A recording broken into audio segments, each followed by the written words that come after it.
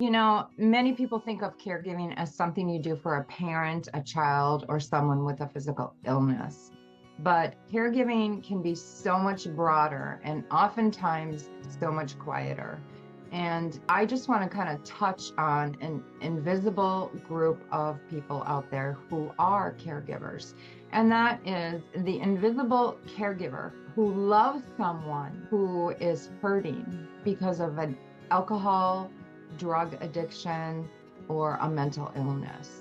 And you're married or living with somebody who is struggling with any of those: substance abuse, alcoholism, severe depression, anxiety, panic attacks, PTSD, or unresolved trauma. You may be doing the emotional, mental, and even physical labor of somebody who is in a traditional caregiving role without ever even naming it and understanding that that's what you're doing and what it can look like. Constant awareness of their moods, their behavior to prevent a crisis. You're walking on eggshells to avoid any triggers that might produce anxiety or panic. You're taking care of everything. You're overseeing the home, the kids, the bills, because they're emotionally not available right now because of that mental illness or that addiction.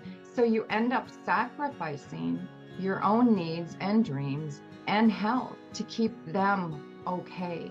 And you go so far as to manage appointments, medications, their recovery process, and feeling like, you are anchored to them emotionally.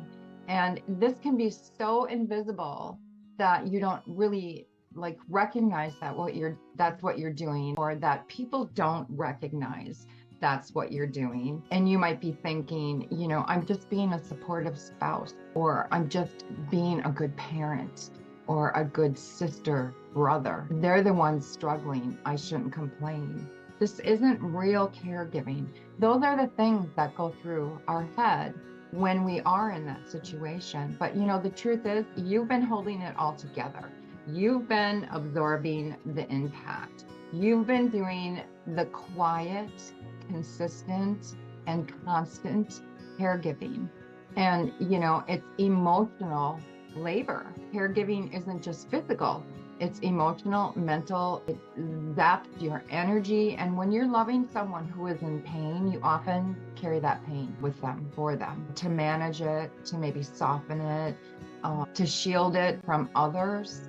And it's exhausting, it's isolating, it's draining. You're hiding, there might be some shame involved in the situation or in the behavior that comes about because of that addiction, and you're ignoring your own need in this process. And I just want you to know that, if this sounds like your life, please know that you are not selfish for feeling overwhelmed, that you actually really truly do deserve support and some help in all of it. And you're not weak for needing help. You're not alone.